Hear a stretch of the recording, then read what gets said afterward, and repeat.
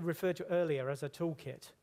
So I found a nice picture of a toolkit, and I thought I'd just go very quickly through the tools that we get so you can see what you're buying with your Microsoft 365 license. Because a lot of people are paying for a lot of things at the moment that they're not actually making very good use of. I often talk to people and say, are you using Microsoft Teams? And it's very much like Barry referred to Jay from In-Betweeners, is it? He's saying, yeah, I've done that.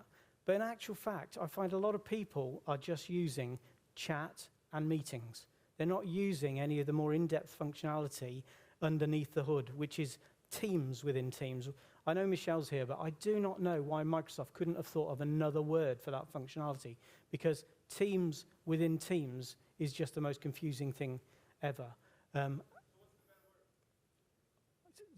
It's above my pay grade, that kind of thing. But yeah, because people say we're using Teams, and all they're using is chat. All they're using is the ability to do a meeting online. And a big reason for this was the way in which most of us got into Teams in the first place. We were all sent home. We were all locked down. We all scrabbled and taught ourselves how to use this functionality to communicate and collaborate within our organization. And as soon as we realized we got chat and we could actually get video conferencing, as we used to call it, in place, then we were happy. So bits of Microsoft 365. So there's all the productivity tools. A lot of people only got involved in Microsoft 365 because no one would renew their perpetual licenses for their Office environment. So they had to go and buy a Microsoft 365 license, and they went, oh, hang on a minute, I've got Exchange Online as part of that. I'll move my email into the cloud. But there were a lot of things there that we didn't think we didn't really go to buy in the first place. So there's all those productivity tools that we talked about. There's the Word, Excel, PowerPoint. There's Planner. There's those bookings kind of functionality that we just talked about, all part of that toolkit. We've got all the communication and collaboration tools. So we've got things like Viva Engage in there. We've got the chat functionality. We've got calendars. We've got the forms that Megan was just talking about, and various other functions within there as well. We get a load of storage tools as well. So we get two kind of really good storage environments, all based on SharePoint. But we've got SharePoint itself in its full strength, SharePoint Online, to start building document repositories and doing clever things in there. And then we get our OneDrive for Business environment as well. We get a pile of development tools as part of our license. So Power Automate, which Megan just demonstrated that ability to take something from a form and build it into a SharePoint list and fire emails off. We get Power Apps, which is how we're doing the badge scanning thing today from our mobile phones. And we get Power Virtual Agents, which is kind of online kind of chatbot functionality, which is really powerful and well worth watching some of the videos we've done on that in the past. We also get the whole gambit of things that we need to manage our Microsoft 365 environment. So Intune, we talked about in a couple of the things, which is Microsoft Endpoint Manager. We've got Entra. That's our whole directory. That's our whole management identity management piece for our environment. Because now we're all over the place, our identity is our gateway into our data. And therefore, if we've got the Entra bit right and we've got our two-factor authentication enabled on that, we've got a secure way, which means that I, from anywhere in the world and from any device, can get into my data securely and safely. We've also then got some more security tools. So we've got the email security tools, we've got antivirus stuff in Defender there, and we've got this whole Purview information management piece, all part of our Microsoft 365 licensing, and all part of that whole Microsoft 365 ecosystem. So what is, with all these things that we've got with our license, what is Microsoft 365 maturity? It doesn't mean that you're using every bit of functionality from every license that you own within your environment. It's far more than that. In actual fact, there is a Microsoft adoption score available within your Microsoft 365 tenant, which will generally measure how much of that functionality you're using. And I'm a bit cynical about that, because it will mark me down for not using functionality that I don't actually need in my business. It will encourage me to try and use some of the good stuff in there, but sometimes it's just not relevant to what I'm trying to do in my organization. So maturity is more about these kind of things. Are my users confident in using that environment? Are they well trained? Do they know how to set up meetings and manage meetings effectively? Are they using the chat effectively? I absolutely love what Michelle said earlier about, get your chat stuff within the Microsoft environment. I've seen so many organizations catch themselves out using WhatsApp. So that, there's been police forces, fire and rescue, and other organizations who've been using WhatsApp, which is a completely uncontrolled environment. Anyone can become a member of a WhatsApp group if they're invited. They may have left the organization and they're not off-boarded from it. They may see things that they shouldn't have seen in the past. And because it's part of the whole social media community, people are more casual about what they're putting in there, and that's what's trapped a lot of organizations in the inappropriate stuff has gone into WhatsApp. Everything that goes within your Microsoft 365 chat environment falls under the whole umbrella and compliance of the Microsoft 365 environment and can be accessed. It's all logged, and we can see that surfaced in the Purview products as well. So other things about maturity. Do people know where things are stored? Do they know how to find the meetings, the recordings of meetings and things like that? I think that's really important to keep these kind of things on your mind when you start to look at the new functionality available within the platform. So I'm just going to go through some of the softer elements that need to be in place to make a mature Microsoft 365 environment. I'm going to look at the communications charter, storage strategy, team standards, and user management as well. Things that don't particularly have an application assigned to them, but are things that your organization needs to have in place to enable them to work well and have a mature Microsoft 365 environment. So I'm going to quickly pick some of these off. A communications charter. How many organizations here have a communications charter? That was a subtle cough by Ruben there.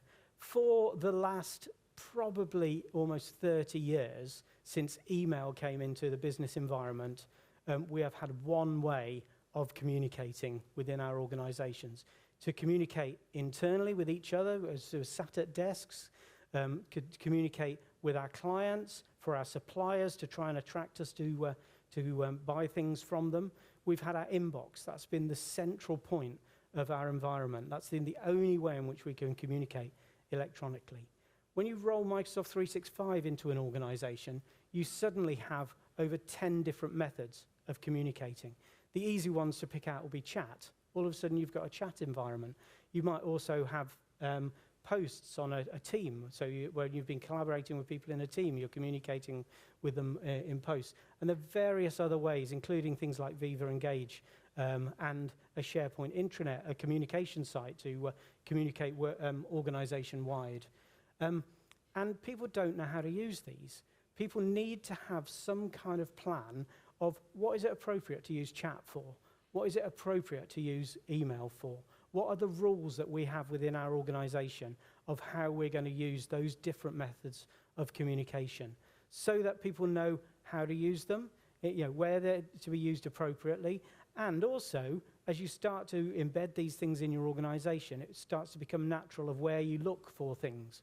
So if Megan sends me a quick conversation and says, take a look at this for me, I know that will be a chat because that's the rules we have in place within our organization.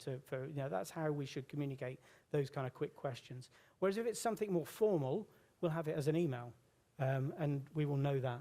So we help organizations as they start to put the foundations of Microsoft 365 in to start to build communication charters. And often they will look like, just pop this forward. They look something like this. This is a very old one. As you can see, it's got some blue branding on it, which is banned as of today. But I'm sure by the end of next week, this will be a green flow chart. But this just gives us some idea of it's saying, what kind of communication is this, and what is the right way for me to communicate it within the organization? So that's one fundamental thing. In effect, we've taken one core method of communication, email. We've increased that to 10 different ways of doing it by implementing Microsoft 365. How then should we tell our users and educate our users in how to use those new methods of communication. Second thing, bit of a similar theme here, storage strategy. We've always usually just had an on-premises file storage in a SAN somewhere or on the back of a server. We've had an F drive or a G drive, and all of our stuff's been stored within that environment. We now have lots of different places. We have OneDrive, which can be used for storing anything you want and sharing it throughout the organization. We've got probably some team storage. We might have some Microsoft SharePoint sites within our organization. We need to educate people on how we're going to use these things and where is it appropriate to store something. What should we be putting in our OneDrive and what should we not be putting in our OneDrive? What should remain in our core business systems? A lot of people will have an ERP system, which is where, acts as almost a document storage environment for particular products or clients that they're working with. It might be a CRM system. And we need to educate people as how to use that. Make sure that we've still only got one single point of truth for information in our organization. I don't want the latest sales proposal for XYZ to be held in the CRM system, but the more up-to-date version being stuck in a Microsoft team, and an older version, interim version, stuck in somebody's OneDrive and shared with everyone within the sales team. I need rules to stop that confusion and potential chaos that we can have when we have multiple places to store information. And these kind of things also need to be trained to the users. So this is a key part of implementing a Microsoft 365 environment, is to make sure that the users getting that training, that they'll understand the communications charter, they'll understand the storage strategy, and that's part of the way in which they've been trained to work. Similarly, we can represent this in a diagram, which we often do for people, and often these will be printed out and stuck on, laminated and put next to people's desks, which seems a really old-fashioned way of doing it, but more often we'll put that in an intranet. But we need to get that into people's minds of what's appropriate to store where. The other thing is when we start to use Microsoft Teams, so when we move on from using chat and we move on from using just Teams within a meeting, when we actually start to use a Microsoft team, how do we set standards for that? And that's another very important thing for us to do. Early on in the days of Microsoft 365, when Teams was just became part of the environment and lockdown was just happening, people got access to it and they just created teams. If you'd left open the ability for everyone to create teams, they would just create endless teams.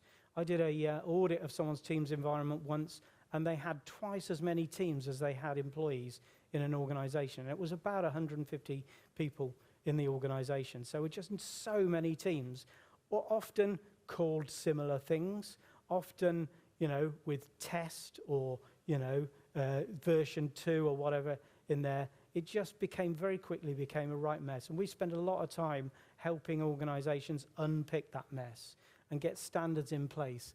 Like, what types of teams are we going to have in an organization? We want the finance department to have a finance departmental team. And within that team, we will have the channels in there, which channels are subdivisions of a team for particular projects and things like budget this year, budget next year, past figures. All of those kind of things, new projects and things like that, should sit within the departmental team and within the channel of those departmental teams. And I think, as I said earlier, channels are almost like your filing cabinets. They're almost like the departmental team is your filing cabinet. The channels are the individual drawers for individual projects within that. It's really important just to put those standards in place, to bring some naming conventions in, to think about, how do we make sure that there isn't just one owner to this team and he leaves the organization? So managing things like multiple owners of teams. And what happens when we don't need that team anymore?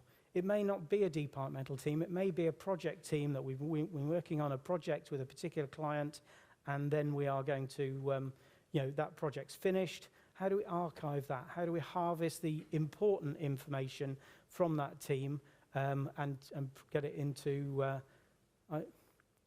Meg's just held at the 5 minutes. I'm going to struggle here. No, how do I manage the life cycle of that team? How do I make sure it's archived and we've got the vital information from it towards at the end of that project.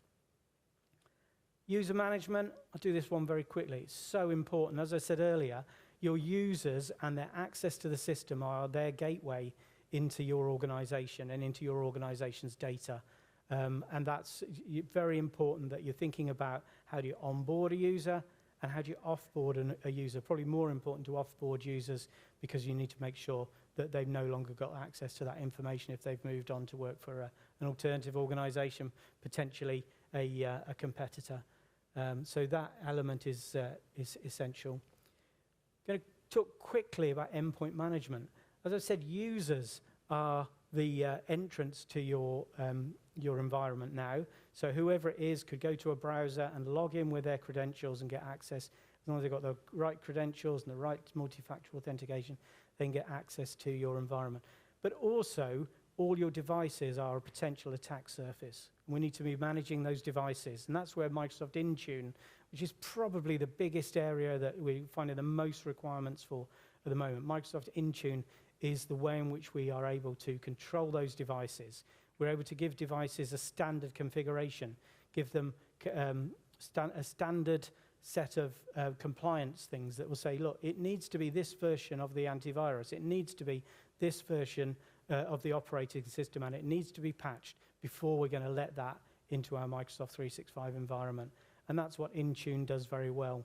What it also does very well is help you configure new devices. So once you've got that standard configuration, bringing a new device and onboarding it to your environment can be done from a user sat at their own home, and that the whole of their configuration is known by Intune, and that device can be configured fresh out of the box, like we're familiar with our iPhones and things like that. Getting that autopilot functionality in there is very, very important, and we are very good at that. The other thing that gives you is that ability to, if a person loses that device, the ability to wipe that device so we can get any of our information off that and secure it, and very easily reset it. It's also a great job, can do a great job around support, so we can reconfigure someone's machine on the fly over the internet back to a known good configuration, which can save an awful lot of time around support issues. Just going to finish here with talking about Purview and compliance. How many people within the room are using Purview or familiar with Purview already? There's a few hands there. I think this is probably one of the most important things at the moment. And the reason for that is all that data within your organization is going to be open, unless it's secured and unless you've got the compliance pieces in place from Purview, is going to be open to Copilot. And Copilot is very good at going and finding information and deducing things from that information and providing it back to your user in an intelligent form. And if people are finding information that they shouldn't be finding because the security to that information has not been tied down enough, then it could come up with conclusions that you don't maybe want your staff to come to, and you don't want people across the organization to see. So it's important that we can actually tie down that information. So data categorization or document classification. I don't know how many organizations are doing this, but every time I have to send an email, or I save a file, I have to categorize it of whether it's company confidential, internal only, etc. Those are the kind of labels, those sensitivity labels are the things that Copilot's going to be looking at to decide whether the person who is asking the question of that data can have access to it. So it's really important, and this is going to become a very big area for organizations. I remember the early days when you used to be able to type in office.com and see what other people, you could see documents other people have been working on because they just left them open in that particular folder or directory. And by the name of the document, people were deducing things internally about organizations and externally about organizations. It's so much more important with Copilot because it's not a person looking at it and going, oh, they're doing a project on this. It's actually going to be Copilot that's searching that data. So we need to make sure that that level of security is in place. That can also be used with with data loss prevention as well. So if I have tagged something as internal only, and I try and send it outside the organization, then it will come back to me and it will say, hang on a minute, you're not allowed to send that out unless you have permission and a justification to send that information outside of the organization. It'll block that automatically. It also has hundreds of different pre-defined types of content. So has it got someone's driving license number in? You can tell it to automatically block that. Has it got their national insurance number? What features has it, which data that I don't want going outside of the organization and potentially a GDPR liability, which do I want to keep within the organization? And it can do that kind of thing for us as well. I'll finish with data retention policies. This is probably one of my bugbears. Is most organizations, I've done some projects on this with some fairly large organizations, they have only ever deleted, since the start of the organization, since the start of actually storing stuff on computer disks, they've probably never deleted anything other than by mistake. So it's all there. And it's a real challenge to struggle, a real struggle to let people get rid of that information and make people get rid of that information, even though it's a massive GDPR liability. They will be holding personal information about people which is completely irrelevant to anything that they're doing at the moment and completely inappropriate for them to be holding as an organization.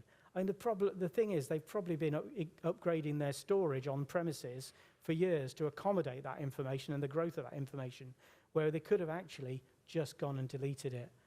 So I've just worked with quite a small organization up in Gloucester, and we've managed to get rid of 80% of the information that they were holding because they didn't need it anymore, but they didn't want to let it go. It's always a bit of a struggle, and it's always a big company conversation. So, okay, so I'm going to finish there. We looked at some interesting, well, I think they're interesting things, but we looked at all of those things. I hope there are conversations to be had around those things, around communication charters, around storage strategies, around how we manage our teams and how we configure our teams. We've got some great people and we've got some great solutions around managing Teams environments and the life cycle in Teams environments.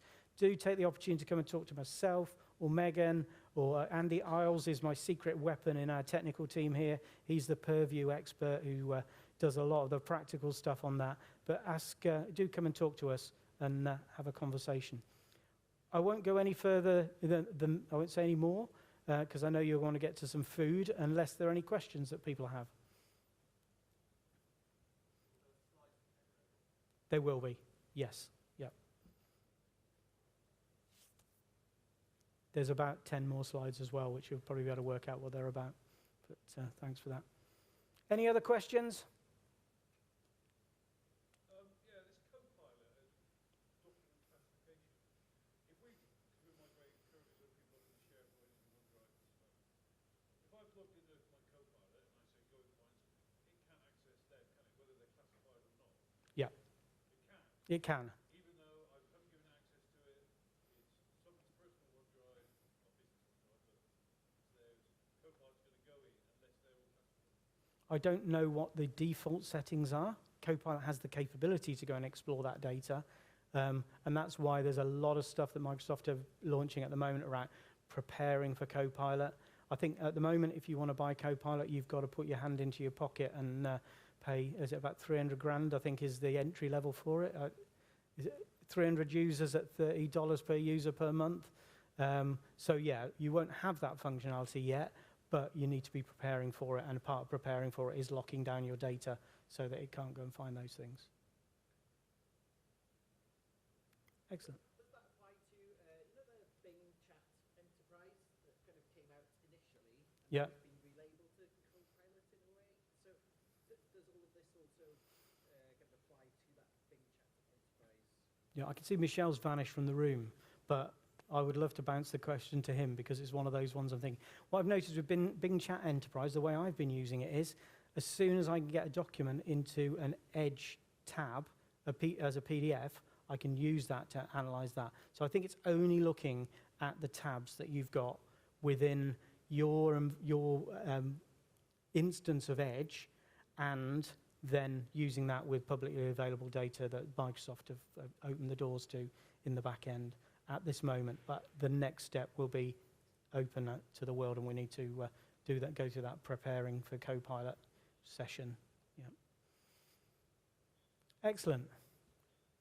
Thank you very much, everyone. I hope I haven't kept you from lunch too long. I'll be around for the rest of the day, and I'll hang around here for a bit if there are any more quicker, short questions. But thank you very much, and enjoy the rest of the day.